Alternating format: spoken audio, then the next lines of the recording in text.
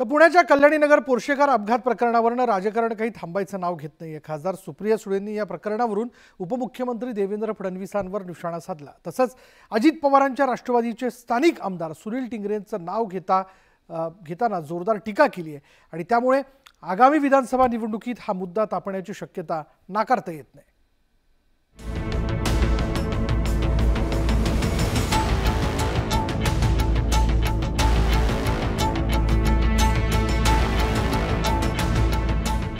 विधानसभा निवडणूक तोंडावर आली आहे, त्यामुळे आता राजकारण तापू लागलंय। निवडणुकीच्या घोषणेपूर्वी राजकीय यात्रा, सभा, मेळावे आणि कॅम्पेनला सुरुवात झाली।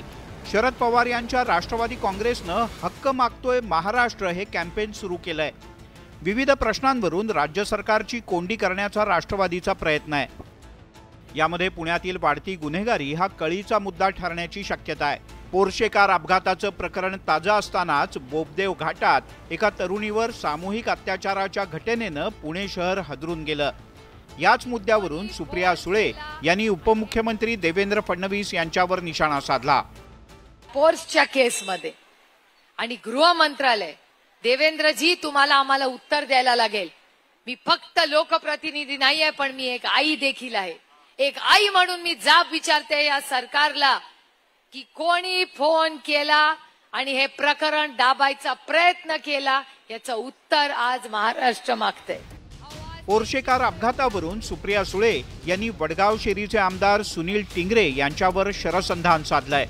पोर्शे अपघात प्रकरणातल्या आरोपींना वाचवण्याचा प्रयत्न झाल्याचा आरोप सुप्रिया सुळे यांनी केलाय। महाराष्ट्र सत्य मागतोय, महाराष्ट्र हक्क मागतोय, मी हक्क मागतेय। मला उत्तर पाहिजे की त्या दिवशी पोलीस स्टेशन मध्ये फोन कोणी केला, त्या दिवशी पोलीस स्टेशन मध्ये जेव्हा वेळ आली तेव्हा रक्त तपासणी केली, तेव्हा ससून हॉस्पिटल मध्ये फोन कोणी केला। मी हक्क मागते त्या आईसाठी। पुण्यात पोर्शेकार अपघाताचं प्रकरण राज्यभरात गाजलं। अपघातातील आरोपीला वाचवण्याचा प्रयत्न झाला होता। आरोपीच्या रक्ताचे नमुने सुद्धा बदलण्यात आले। तसंच अपघातानंतर आरोपीला पोलीस स्थानकात व्हीआयपी ट्रीटमेंट सुद्धा देण्यात आली। त्यामुळे पुणे पोलीस आणि स्थानिक आमदार सुनील टिंगरे यांच्यावर बरीच टीका झाली। आता पुन्हा एकदा सुप्रिया सुळे यांनी तोच मुद्दा उपस्थित केलाय। तुमच्या रिमोट कंट्रोलवर चालणाऱ्या गृहमंत्र्यांनी अनिल देशमुख यांनी 100 कोटीची वसुली असेल, वाधवांचं प्रकरण असेल, पालघरातल्या 2 साधूंची हत्या असेल, तुम्हाला किती प्रकरणं सांगायचे?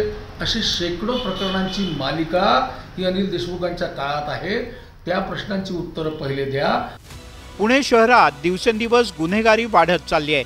त्यामुळे आगामी विधानसभा निवडणुकीत पुण्यातील कायदा सुव्यवस्थेचा मुद्दा चांगलाच गाजणार आणि त्यावरून राजकारणही रंगणार एवढं निश्चित। चंद्रकांत फुंदे, न्यूज 18 लोकमत, पुणे।